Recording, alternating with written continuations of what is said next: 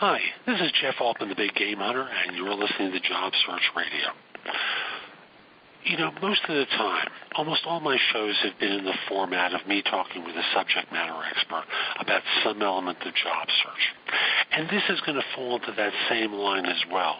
However, the subject matter expert is someone who's been through a successful job search, who struggled with career changes throughout her professional life, and has now come into a new position.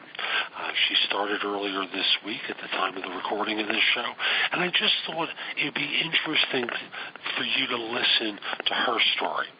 So join me for this interview. I think you'll enjoy it. And now let's sing along.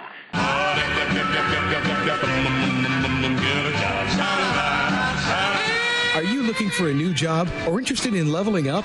Job Search Radio is your go-to resource for insider tips on job hunting and growing your career. Here's your host, Jeff Altman. So I found a friend of mine who found a position recently after a bit of a search process. I thought it was important to hear about successes in job search and not just simply advice. So I've invited her on the show to talk with you about what her experience was like. Kate, welcome to Job Search Radio. Great to have you on board. Great to be here. Thank you very much. You're very welcome, and thanks for making time. So tell everyone about the kind of work that you do, please. I am a user experience researcher. Essentially, my expertise sits between developers and designers in any field. The most common, of course, is web applications and websites and things like that, but I've also worked with medical devices and a number of other things.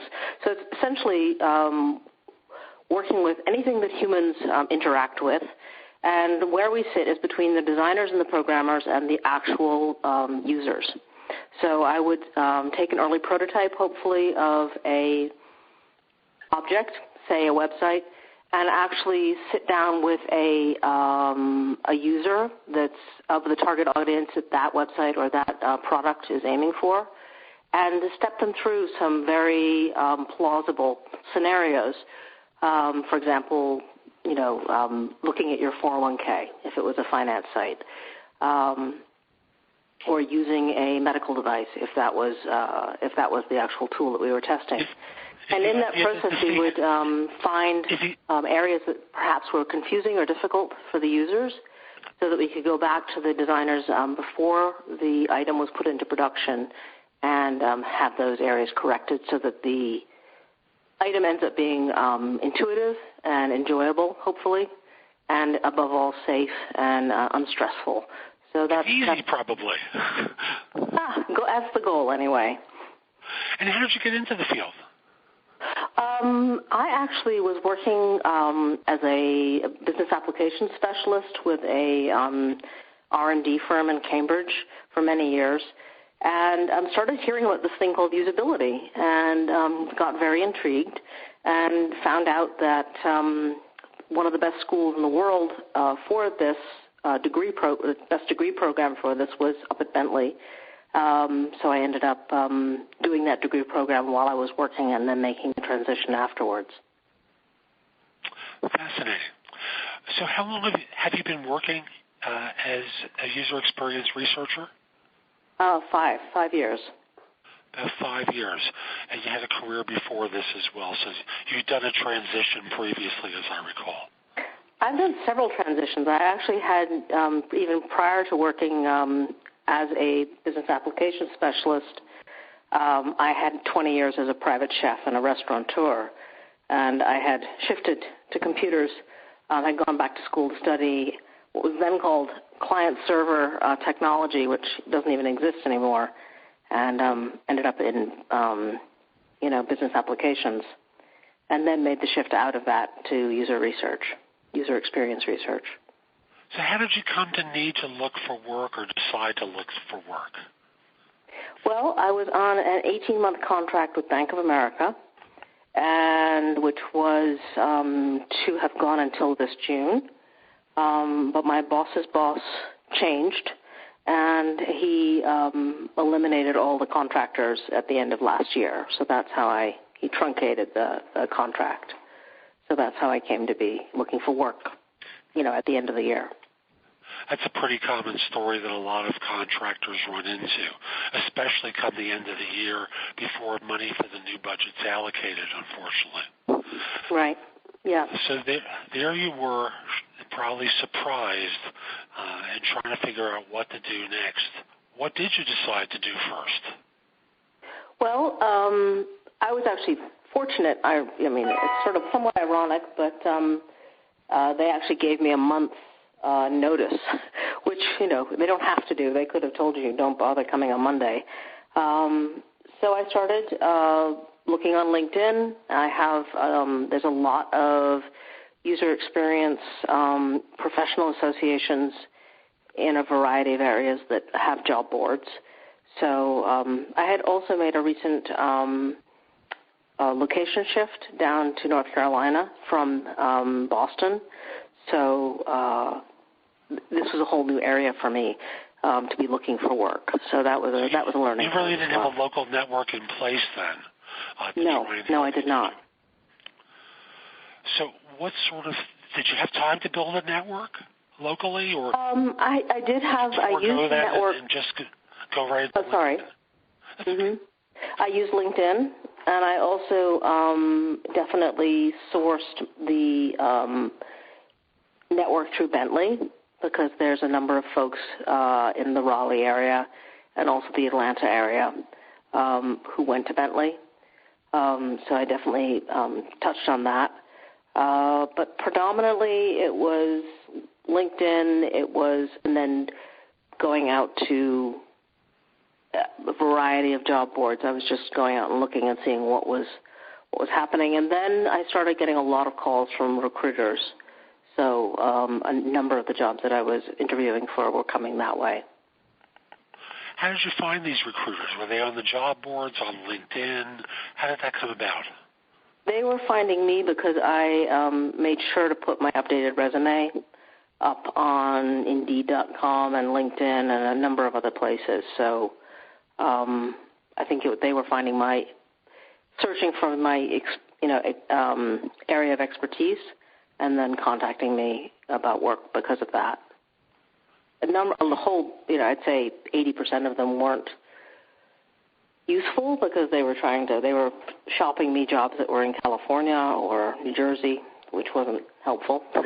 But you just moved to North Carolina. Didn't you want to go back to the north again? No, I'm very happy here in the Southeast, especially after this winter. I do understand, no question about it.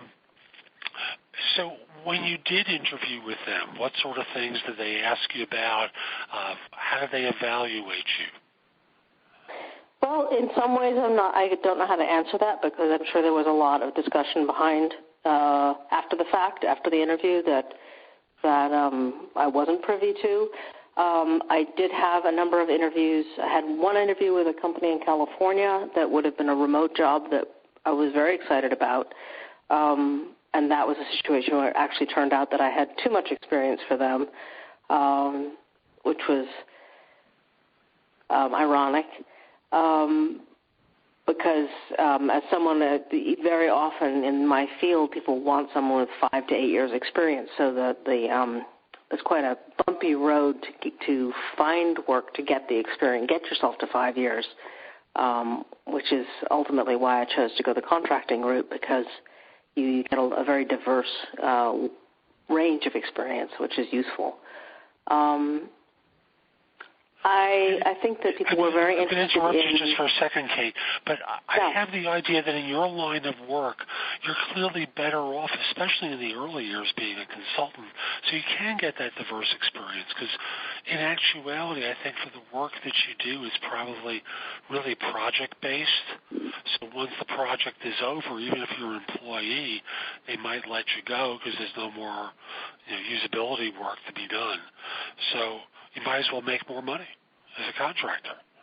Well, that's possible. I mean, I know friends that have done very well working full-time, and there is a certain security in that, but you do end up doing the same sort of work over and over again. So I think that there's a positive to it. I have friends that work at Fidelity and Liberty Mutual, and you're dealing with very specific types of websites and tools. So there's a lot to be said for that. But I do agree that my experience was that contracting did give me a very wide range of experience. In retrospect, what would you say some of your mistakes were in your job search, or do you think you did it perfectly? No, I definitely don't think I did it perfectly. I think that, I think there are ways of promoting oneself that I'm not very familiar with, and that was something that I think we talked about when we met, was ways of interviewing that I definitely found your support in that very helpful. Sort of how to be engaged in an interview and wrap it up in a way that really is memorable and leaves a very positive impression. I mean, I think I do interview pretty well, but I think I'm also a little slightly reticent or somewhat self-effacing, which I think doesn't necessarily help you in that situation. Agreed, because in an interview, the last thing you want to do is be modest. The last thing you want to do is to hold back. You don't want to be so overtly aggressive that you cross over into the area of being obnoxious. But very few people are going to go that route. Now, we met relatively late in your search, and you mentioned that we met at one point. And you spoke about some of the things that, from a networking standpoint or a self-promotion standpoint, you could have done better. What sort of things come to mind that you could have done better? I think engaging with someone like yourself sooner would probably have been useful, because as soon as I started I'll give you money later. utilizing, what you had told me, I definitely noticed that it had a very positive effect on the interviews that I was having. Not that they'd been horrible before, but I was getting very specific positive feedback about the types of questions that we discussed, or the types of sort of questioning of the interviewer that we discussed. That was very, very positive. I think it made a very positive impression. So I think that would be one thing. I don't. I always feel like being better organized is a good thing. I don't know if it would have helped. I mean, I'm fairly organized. I don't miss deadlines or miss appointments, but I sort of think that having everything mapped out perhaps would be useful. Have a big whiteboard on the wall and be following all my interviews in a very organized way, because it does get very chaotic at times. You're talking to 10 people, and it all starts blurring at a certain point. So I think there's probably techniques of keeping a journal or keeping some sort of tracking device that keeps track of the names of the people that you've interviewed with, so that you're sure to thank them afterwards and all those important things. And I don't think I dropped any balls on that, but there were times when I felt like I was, had a lot of plates in the air. And that's natural in the way, as part of a job search. So I always feel like there are lots of pie plates being spun around, and you've got to run over and twirl that stick again to keep the pie plates going some more. Exactly. And there are techniques that we never got to discussing for how to keep yourself organized. So I think I'm going to do my job search insider tip about organization. So hold on for a second, Kate, and let me just tell everyone my tip for today is going to be about organization. And the easiest way to organize yourself, yes, you can use your mobile phone. But what happens when the phone rings and there's a person on the other end and you're not quite sure what job they're calling about? It's not like you can say, hold on for a second, I have to look up the job on my before we continue. I think the simplest thing to do is to carry a small book with you. And every time you submit a resume to an organization, put a quick summary of what the job is, and if there's a tailored your resume for that particular job, which I hope you do, what you're able to then do is look at a particular note that you leave for yourself about the change that you made to your resume that allowed you to demonstrate that you fit that role. So carrying a small book, I'm not talking about anything lavish, whatever you're comfortable with, that you can tote with you easily, and at the end of a couple of weeks, toss it out once every resume that you've sent out has been responded to or not, and then bring in another notebook and start fresh. So that's my tip. Let's come back to Kate and continue our conversation. So that would have been one way to keep yourself organized. Mm-hmm. And eventually, you got to the point where you were getting lots of phone calls. That's good news. And you were saying that agencies generally found you because you had your resume on job boards. Were you updating your resume with any regularity on the job? I updated it at the end of the year when I knew that I was, fully in job search mode. I put the Bank of America job as completed. The other thing I did was I went on LinkedIn and actually paid to be a job search, to be in the job search mode, so that people could see I was looking. I think that's the one thing I did that I actually paid money for, and it's not terribly expensive. You remember how much it was? I'm sorry? Do you remember how much that was? I don't know. It's maybe $10 or $15 a month, something like that. Uh-huh. And LinkedIn allows people, I believe there's a badge on your page that lets people... Exactly, that you're looking, that you're actually... I can't see it, but apparently, from the other side you can see it. And so I went and I updated my resume on my portfolio site, on LinkedIn, on Indeed, and a number of, I think on Monster too, although I really didn't use Monster much. But then, subsequently I had some friends, I had a friend who's a user experience researcher with quite some seniority go over my resume and have a look, and she made some changes. So I updated it, and I'm not sure I got back to all of the places I'd originally put it. But the main thing I was primarily interested in was making sure that my LinkedIn resume was updated with, the latest and greatest. Excellent. So in sending out resumes, how did you find jobs to apply for? Was it the associations, LinkedIn, job boards? Where did you find places to submit your resume to? I think all of the above. A lot of the time I was just following breadcrumbs. I'd go to LinkedIn and then it would send you out to a particular company. And then I was doing a lot of, best companies to work for in the Southeast, and I was really just trying it from every angle that I could possibly come up with. And then checking companies. I would be checking with friends, and they would say, you should definitely check these guys out. I heard they were hiring. So it was a whole bouquet of ways of attacking it that I just sort of kept trying to approach it fresh. And I love that language that you used about following breadcrumbs, because for so many folks that is the perfect description.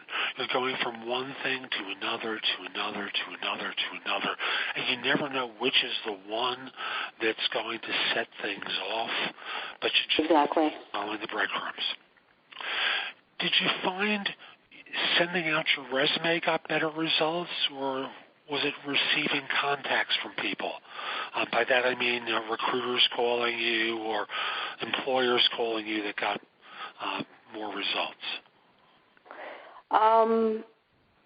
In the end, it was recruiters. It was through a recruiter that I got the job that I got, and I think it is that they have very deep connections with companies.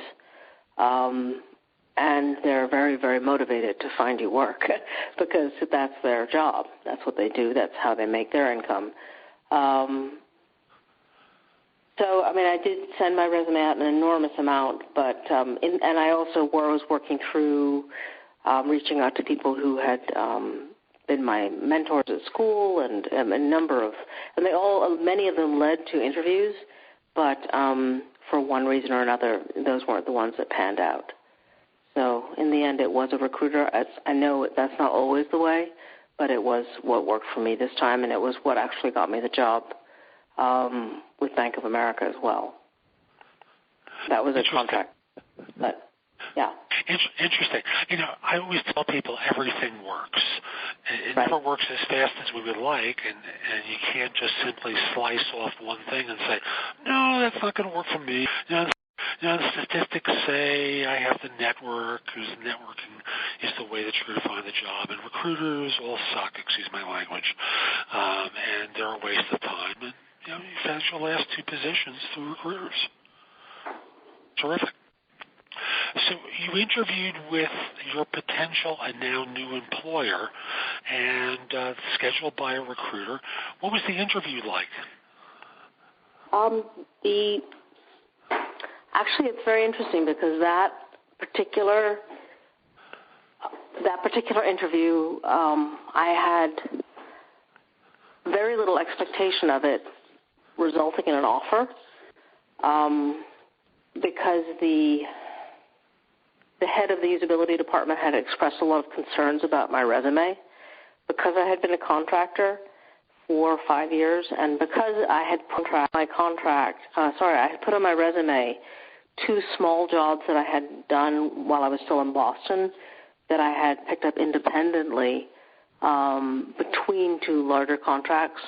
One was for a nonprofit organization that was being started by a friend of mine that was building a website, and then I did some card sorts for their nav. And the other was I was called by a digital marketing company for a very quick, it was a month of very intense work for a very large website that they were rolling out. So it was some testing on the imagery and the navigation of that. So that was, but it was very exciting work, and it went really well. So I had put it on my resume, and this gentleman was very concerned because it was 3 months and 1 month, and he thought that meant that things hadn't gone well. So there were a number of things that needed to be clarified with him. But what was interesting is I just decided to just approach it as professionally and as positively as I would any other interview, which, of course, one would do. And he ended up conferencing in another gentleman who ultimately is going to be my boss, who is not a usability person. And we ended up talking for an hour and having a really great conversation. It's probably one of the most fun interviews I've ever had. We were just kind of riffing on usability and what they needed, and it was a very free conversation. And when I got off it and I got back to the the agency person that set me up with the interview, I said, I think it went really well, but I obviously have no idea what they want at this point. And they offered me the job a half an hour later, which is kind of unheard of. They haven't met me. Wow.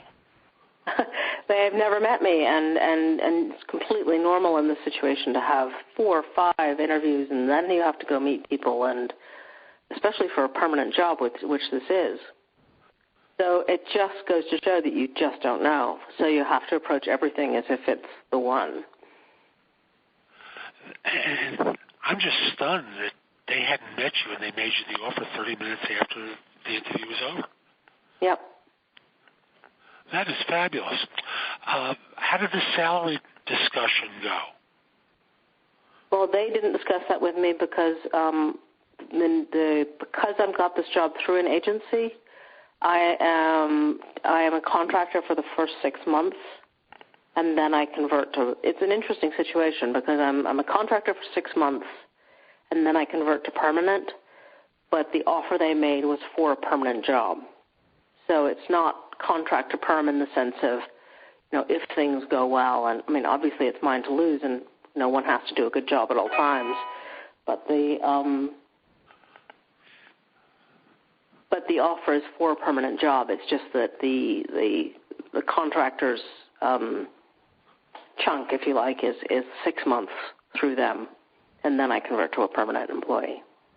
Gotcha. Any reluctance about working in that manner? No. This is it's happened to me before, where I know that if an agency gets you the job, this is how they make their money. So it's fine. It's fine with me.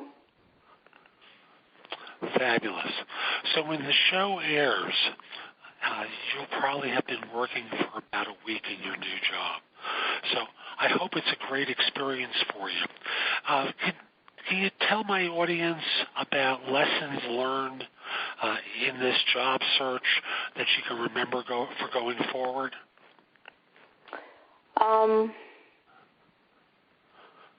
I think a huge part of it is I don't know what the right word would be. It's like keeping your spirits up or keeping your courage up, because obviously there's a lot of insecurity that comes around being out of work. And it feels like a real balancing act to not push or be frantic when it's not fruitful, and at the same time be applying concerted effort in every way that is constructive that you can think of. And I think that a very big, I don't want to say no one told me to say this, so a very big help is reaching out to people like yourself, because it gives you a sense of objectively having a sense of what is fruitful and what isn't. Because when you're a big part of the nature of looking for work is that you're doing it all day, every day. You're alone. I mean, my husband's off at work doing his thing. I'm home just looking for work, and there's a lot about it that just feels like one rejection after the other. And it can be challenging to stay focused and stay proactive and stay positive. So I think that reaching out and getting professional opinion and help in this area is very useful. I found it very useful. I mean, even though the offer came very quickly after our meeting, I in no way regret, sitting down with you, because I just felt like it was part of the whole process. I know you said earlier one of the things I was able to do for you is help you with some of your interviewing technique. Yes. And I know we spent some time talking about that when we met, so that there were just certain things that I improved upon that you were doing. And folks, I'm not talking about lying in any way, shape, or form. No, not at all. Not at all. How to package everything in a way that will impress the audience, impress people that you are exceptional and that you have control and that you're an adult, which is a funny term to use, but I think, folks, you know what I mean by being an adult here rather than immature. And just help with the polish. And I think that's what a good coach winds up doing for people. Help with the focus, help with re-inspiring people for the search and continually inspiring them, and then working to go forward with techniques to help get better results. Thank you for that commercial. Yes, and I think that there is something about that even if fundamentally you're not doing the majority of what you're doing any differently, you're approaching it from a different mental state. It's like things are fresher and renewed. And I think that's very, very helpful, because it's very easy to get in a rut and start to feel like, it's just not going to happen. And coaching will also tell you about the things that you're doing well as well, that you can tweak.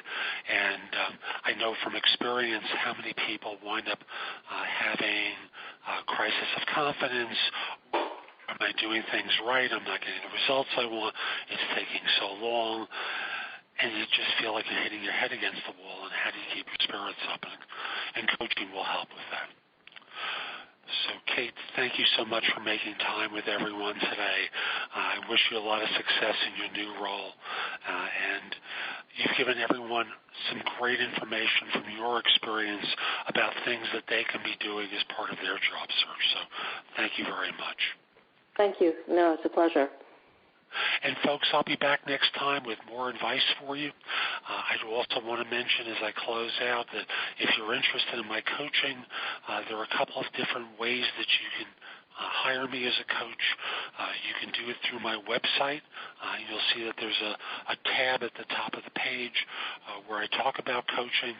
If you just have a few questions, you can reach out to me through prestoexperts.com, where I'm a job search and career coaching expert. And if you just want some interview coaching and advice and don't necessarily want to talk to me, I have a couple of MP3s that you can order, one for phone interviews called Winning Phone Interviews, and the other one is, believe it or not, Winning In-Person Interviews. And I bundle the two into a discounted price so you can get both inexpensively. So I'll be back next time with more advice for you. This is Jeff Altman. Hope you enjoyed the show. Hope you have a great day. For more job search advice, visit Jeff's website at thebiggamehunter.us. That's thebiggamehunter.us.